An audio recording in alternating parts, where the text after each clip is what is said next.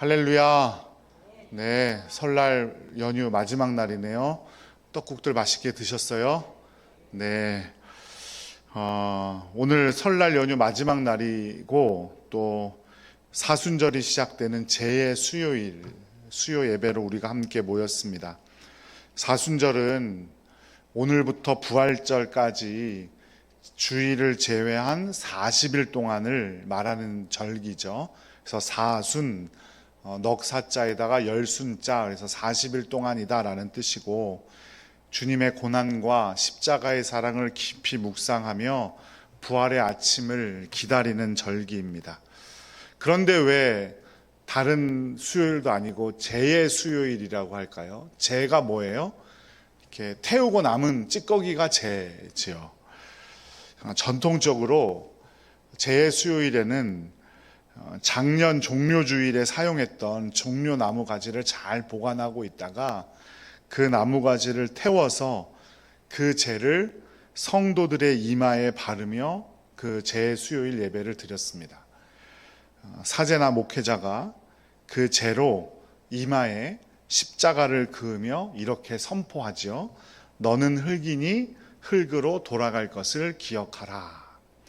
거기서 이제 우리는 이 사순절이 시작하는 수요일을 제의 수요일이다 이렇게 말합니다.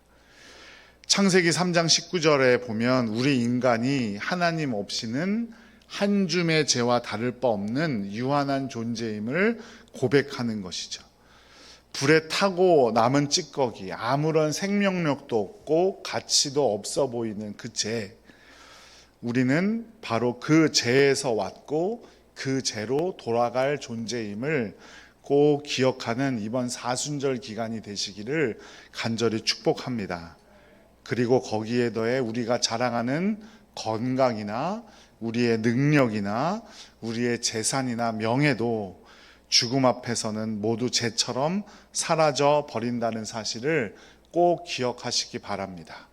그럼에도 불구하고 제의 수요일이 절망이 아닌 소망의 이유는 이 사순절이 지나고 나면 무엇이 기다리고 있어요? 부활이 기다리고 있다는 사실입니다. 또 왜 또 30일도 아니고 50일도 아니고 40일이냐? 예수님께서 광야에서 시험 받으신 40일, 또 모세의 40일 금식기도, 예수님의 40일 금식기도 다 이 맥락을 같이 하는 겁니다. 이 기간은 단순히 슬퍼하는 기간이 아니라 우리의 가지고 있는 것은 죄로 돌아갈 것을 인정하며 하나님과의 관계를 올바르게 갖는 우리를 정화시키는 기간이기도 합니다. 오늘 본문 말씀을 통해서 우리를 향한 하나님의 간절한 초대, 바로 하나님과 화목하라 라는 말씀을 좀 깊이 묵상해 보고자 하는데요. 고린도후서 5장 20절 말씀을 한번 읽어보겠습니다. 그러므로 우리가 그리스도를 대신하여 사신이 되어 하나님이 우리를 통하여 너희를 권면하시는 것 같이 그리스도를 대신하여 간청하노니 너희는 하나님과 화목하라. 사도 바울은 우리를 저와 여러분을 가르쳐 뭐라고 말하냐면 그리스도를 대신하는 사신이 되었다 이렇게 말합니다. 여기서 말하는 사신은 영어로 엠버서더, 대사라는 뜻이죠. 로마 황제가 파견하는 대사 말하는 겁니다. 대사는 자신의 이야기를 하는 사람인가요? 황제의 이야기를 하는 사람인가요? 황제의 이야기를 하는 사람이에요. 자기를 보낸 주권자의 뜻을 그대로 전달하고 실행하는 사람이 대사죠.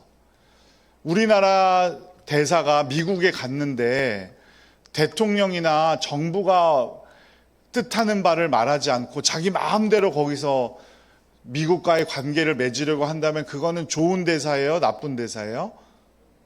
나쁜 대사죠. 그죠? 좋은 대사가 될 수 없어요. 한 나라를 대표해서 어느 나라에 파견된 대사가 있었어요. 화려한 파티에도 참여하고 기빈 대접을 받기도 하지만 결코 잊지 말아야 할 것은 무엇이냐면 본국의 명령이고 본국의 뜻이죠. 만약 그가 본국의 뜻을 거스리고 자기 마음대로 조약을 맺거나 행동을 한다면 그는 더 이상 대사가 아닌 것이죠. 마찬가지로 우리 그리스도인 모두가 이 땅에 보냄을 받은 대사래요. 우리 주인 되신 예수 그리스도께서 우리에게 맡기신 최고의 임무, 그것을 해 나가야 하는 대사라는 것이죠. 그런데 오늘 사도 바울은 그 대사로서의 가장 큰 임무를 뭐라고 말하고 있냐면 너희는 하나님과 화목하라 라고 말하고 있어요. 하나님과 화목하다는 말은 무슨 말입니까? 하나님과 온전한 관계를 누리라는 말이죠. 하나님과 인간 사이의 관계는 원래 어떤 관계였어요? 에덴 동산에서 사랑의 관계였어요. 그러나 죄가 들어와 그 관계가 깨어졌죠. 하나님과 우리 사이에는 거대한 절벽이 생겼어요. 우리는 스스로 그 절벽을 건널 수 없는 존재들이 되었죠. 그런데도 하나님께서 먼저 우리에게 손 내밀어 주셨어요. 누구를 통해서요? 예수 그리스도를 통해서. 그러니 우리가 그것을 믿고 하나님과 화목해야 돼요. 더 이상 죄가 없는, 죄짓지 않는 생활을 해 나가야 한다는 것이죠. 우리가 먼저 하나님과 화목을 누리고 아직 그 화평을 모르는, 믿지 않는 사람들에게 예수 그리스도의 사랑을 전하는 것이 우리가 이 땅을 살아가는 가장 큰 목적이라는 거예요. 여러분은 지금은 여러분의 가정에서, 직장에서 그리스도의 향기를 전하는 사절로 살고 계십니까? 아니면 예수 그리스도를 대표하는 사람이 아니라 세상을 대표하는 자로서 살아가고 계십니까? 이번 사순절 기간 동안 우리의 정체성, 하나님으로부터 보내심을 받은 하늘나라의 대사라는 그 정체성을 회복하는 저와 여러분이 되기를 간절히 축복합니다. 우리의 죄를 온전히 주님께 내어놓고 회개함으로 주님과 더욱더 화목한 우리 모두가 되기를 간절히 축복합니다. 고린도후서 5장 21절 말씀 함께 읽어보겠습니다. 하나님이 죄를 알지도 못하신 이를 우리를 대신하여 죄로 삼으신 것은 우리로 하여금 그 안에서 하나님의 의가 되게 하려 하심이라. 종교개혁자 마틴 루터는 이 부분에 주석을 달면서 뭐라고 표현했냐면 즐거운 교환이다 라고 표현했어요. 즐거운 교환. 인류 역사상 가장 불공평하면서도 가장 은혜로운 교환이다. 죄를 전혀 모르시는 거룩한 예수님께서 저와 여러분의 죄를, 그리고 인류의 모든 죄를 뒤집어 쓰셨어요. 바꾸신 거예요. 교환하셨어요. 성경은 그가 죄인, 예수님께서 죄인이 되셨다라고 하지 않고 뭐라 그랬어요?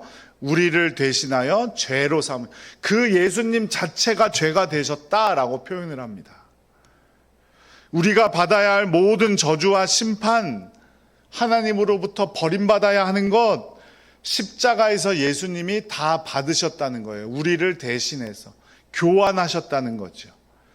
대신 예수님이 가지고 계셨던 완벽한 그 하나님의 의와 하나님의 자녀로서의 권세가 누구한테 옮겨졌어요? 저와 여러분에게 옮겨진 겁니다. 하나님은 이제 우리를 보실 때 우리의 허물을 보지 아니하시고 우리 위에 덧 입혀진 예수 그리스도의 보혈과 그분이 입혀주신 의로운 옷을 보신다는 사실을 꼭 기억하시기 바라요. 우리가 이제 입고 있는 옷은 죄로 더러워진 옷이 아니고 예수 그리스도의 보혈로 입혀주신 옷이에요. 깨끗한 옷이에요. 여러분들 진흙밭을 걸어간다고 생각을 해보세요. 정말 내가 정말 사고 싶던 신발을 어렵게 샀어. 그 신발을. 그러면 그 진흙밭을 건널 때 어떻게 하시겠어요? 그냥 첨벙첨벙 막 가시겠어요? 아니면 막 그 안 묻히려고 갖은 애를 쓸 거고, 그래도 신발이 더 귀하다고 생각되는 분은 신발을 벗어서 안고 가겠죠. 멋진 명품백, 저게 진짜인지 짝퉁인지 구분하는 법을 아세요? 들어보셨어요? 비 올 때 머리에 쓰고 가면 짝퉁이고 옷에 순 넣고 가면 진짜래요. 우리가 그런 신세가 되었다는 거예요. 이제 우리가 입고 있는 옷이 아무렇게나 막 살아도 되는, 아무렇게나 입어도 되는 그런 더러운 옷이 아니고 예수 그리스도의 보혈로 우리에 덧입혀 주신 깨끗하고 거룩한 의로 가득한 오심을 꼭 기억하시기 바랍니다. 이것을 잘 보여주는 소설이 있어요. 바로 빅토르 위고의 소설 레미제라블에 나오는 장발장이죠. 미리엘 주교의 은그릇을 훔쳤다가 잡혀요. 경찰이 그를 끌고 와서 주교 앞에 데리고 오죠. 그럴 때 그 주교가 뭐라고 그래요? 아니, 내가 선물로 준 은그릇인데 왜 은초대는 두고 갔냐고. 잘 왔다고 은초대도 가져가라고. 은초대까지 내어주죠. 장발장의 죄는 주교의 사랑 안에서 사라졌고 그는 새로운 존재가 된 거예요. 도둑질하는 죄인이 아니라 선물, 주교의 귀한 선물을 받은 새로운 사람이 된 것이죠. 이게 바로 십자가의 보혈이고 십자가에서 주님께서 우리를 화목해 해주시는 것임을 꼭 기억하시기 바랍니다. 예수님은 우리의 보잘것없는 죄를 대신 가져가시고 우리에게 거룩한 의로운 옷을 입혀주셨어요. 하나님의 의로 만들어진 그 옷. 그것을 믿는 사람이라면 이 땅을 어떻게 아무렇게나 막 살아갈 수가 있겠습니까? 사순절은 이 위대한 교환을 묵상하는 절기예요. 내가 나를 대신해서 가져가신 그 죄가 얼마나 큰 것인지, 내가 얼마나 큰 빚을 진 사람인지, 나 같은 죄인을 위해서 하나님이 어떤 희생을 치르셨는지 묵상하고 깨닫고 깨닫는 시간이 되기를 간절히 축복합니다. 고린도후서 6장 2절 말씀을 함께 읽어보겠습니다. 이르시되 내가 은혜 베풀 때에 너에게 듣고 구원의 날에 너를 도왔다 하셨으니 보라 지금은 은혜 받을 만한 때요 보라 지금은 구원의 날이로다. 6장 2절 후반절에 두 번 연속으로 반복되는 단어가 있습니다. 뭐예요? 지금은 은혜 받을 만한 때요 지금은 구원의 날이로다. 헬라어에는요 시간을 뜻하는 단어가 두 가지가 있어요. 첫 번째는 크로노스라는 단어고요, 두 번째는 카이로스라는 단어예요. 크로노스와 카이로스. 크로노스는 그냥 흘러가는 시간을 말해요. 그리고 카이로스는 하나님의 뜻이 나에게 딱 이루어지는 그 특별한 시간, 그 시간을 카이로스의 시간이라고 합니다.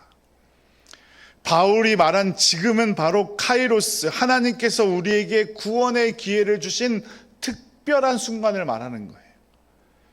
사순절은 이 은혜를 헛되이 받지 않기 위해서 우리를 훈련하는 기간이에요. 그 지금 하나님께서 나에게 특별히 주신 그 시간을 묵상하고 기억하는 절기란 말이죠. 그렇다면 은혜를 헛되이 받는다는 것은 무슨 뜻입니까? 하나님의 사랑을 지식으로는 알지만 삶에서는 전혀 변화가 없는 것이 바로 은혜를 헛되이 받는 겁니다. 십자가를 바라보면서도 여전히 세상의 욕심과 미움에 머물러 있는 그 시간들, 그게 헛되이 은혜를 받는 거예요. 전에도 말씀드린 적 있지만 그 코리 텐붐 여사가 2차 세계대전 이후에 독일 전역을 다니면서 용서의 복음을 전했는데 어느 날 설교를 마치고 그녀 앞에 한 남자가 다가왔는데 그 남자가 누구였냐면 가장 잔인하게 수용소에서 이 코리 여사를 괴롭혔던 간수였어요. 그가 손을 내밀며 용서를 구했을 때 코리 여사의 온몸이 얼어붙었어요. 도저히 손을 잡을 수가 없었어요. 그때 그녀는 속으로 기도했습니다. 주님, 저의 의지로는 안 됩니다. 당신의 사랑을 부어주시옵소서. 그녀가 믿음으로 손을 내밀어 그의 손을 잡는 순간 그녀도 눈물을 흘렸고 그를 용서할 수 있게 되었다는 이야기예요. 이것이 은혜를 진짜 받은 사람의 모습이겠죠. 십자가의 사랑을 입었다면 우리가 누군가를 용서하고 품어줄 수 있는 실천이 따라가야 하는 겁니다. 사랑하는 여러분, 지금이 중요한 거예요. 지금 용서할 수 있어야 돼요. 지금 우리가 회개해야 됩니다. 그렇지 못하고 내일로 미루다간 아무것도 이루지 못한다는 사실을 꼭 기억하시기 바라요. 제가 얼마 전에 아주 재밌게 본 드라마가 있었는데 딸이랑 엄마가 사이가 별로 좋지가 않아요. 또 그날도 어김없이 딸이 바깥에 독립해서 살다가 아빠가 불러가지고 와서 밥을 먹다가 엄마랑 싸움이 일어났어요. 그래서 아빠가 잡으면서 그래도 화해하고 가야지, 이렇게 가면 어떻겠냐고. 딸이 다음에요 그러면서 급하게 뛰어나갑니다. 그런데 그날 밤에 엄마가 돌아가세요. 갑자기 돌아가세요. 우리에게 지금이라는 때가 언제 올지 몰라요. 지금이 은혜 받을 만한 때고 지금이 구원의 날임을 꼭 기억하시기 바랍니다. 그래서 여러분들께 하나님께서 지금 이 시간 주시는 그 놀라운 은혜의 음성을 듣는 여러분들 되시기를 간절히 바랍니다. 그게 바로 카이로스의 시간이에요. 크로노스의 시간은 흘러가서 언제 또 멈출지 모르죠. 하지만 카이로스의 시간은 하나님께서 작정하신 그 시간임을 꼭 기억하시기 바랍니다.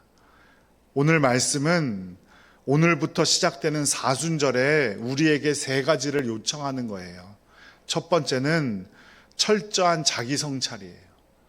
우리가 제로부터 왔고 제로 돌아갈 수밖에 없는 존재임을 꼭 기억하는, 내가 그렇게 연약한 존재이고 부족한 존재임을 꼭 기억하는 여러분들 되시기를, 이번 사순절 되시기를 간절히 축복합니다.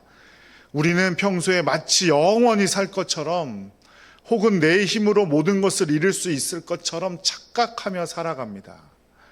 하지만 쟤는 불에 타고 남은 무력한 존재를 상징하듯이 하나님의 생기가 없으면 우리는 그저 한 줌의 먼지에 불과한 거예요.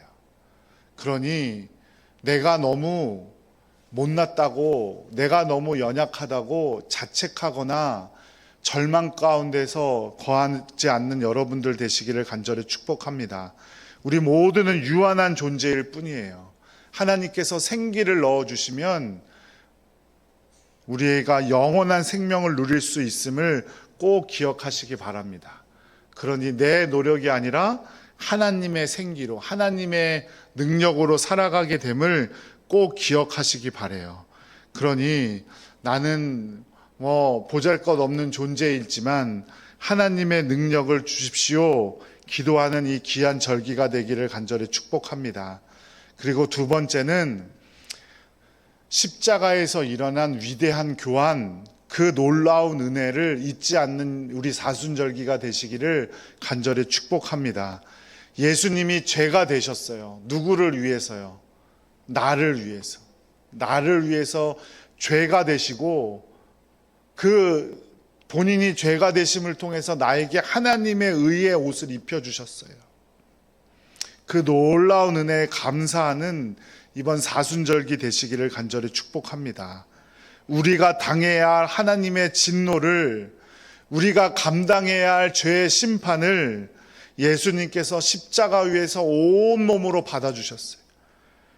그럴 때 비로소 화해의 문이 열리고 우리가 하나님과 화목한 자가 될 수 있음을 꼭 기억하시기 바랍니다.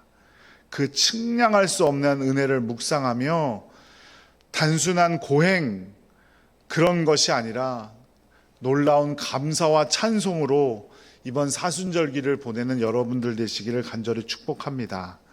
마지막으로 세 번째는 그렇게 돼서 우리가 주님과 화목하게 된 존재임을 잊지 않는 여러분들 되시기를 간절히 축복합니다. 그래서 이번 사순절기 동안 진심으로 마음속에 맺혀 있는 누군가가 있다면 용서하고 먼저 손을 내밀 수 있는 귀한 절기가 되기를 간절히 기도드립니다. 주님께서 우리에게 먼저 손 내밀어 주셨기 때문에 우리가 용서함 받고 주님의 자녀가 될 수 있었어요. 그런데 우리는 아주 나에게는 조그만 것만 잘못해도 내 생각과 조금만 달라도 먼저 손 내밀지 못하고 먼저 마음 팍 닫아버리고 그러는 경우가 얼마나 많습니까? 그거는 진정으로 하나님께 은혜 받은 자의 모습이 아닙니다. 이 세 가지를 실천하는 것이 바로 이번 사순절기에 십자가의 사랑을 따르는 거예요. 그래서 십자가의 사랑을 따르는 사순절 되기를 간절히 축복합니다. 그 구체적인 실천으로 제가 담임 목사로서 우리 동산 권석들의 권면한 내용이 첫 번째가 바로 사순절 금식 헌금입니다. 주께서 나를 위해 내 모든 죄를 지시고 십자가의 죽으심으로 끝까지 나를 사랑하셨는데 그 사랑을 기억하며 우리의 건강과 형편에 맞게 금식하고 그 식사 금액을 어려운 형편에 놓인 교회나 이웃들을 위해 사용하고자 합니다.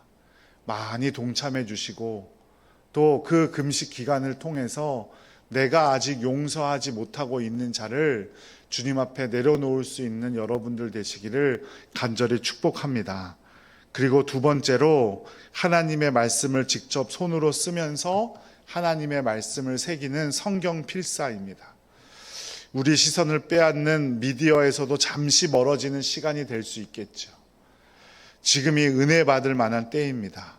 오늘 제단 앞에 모인 여러분 모두가 이번 사순절을 통해서 이전보다 더 깊은 주님의 사랑을 경험하고 부활의 아침에 누구보다 더 찬란한 기쁨을 맛보는 여러분들 되시기를 간절히 축복합니다.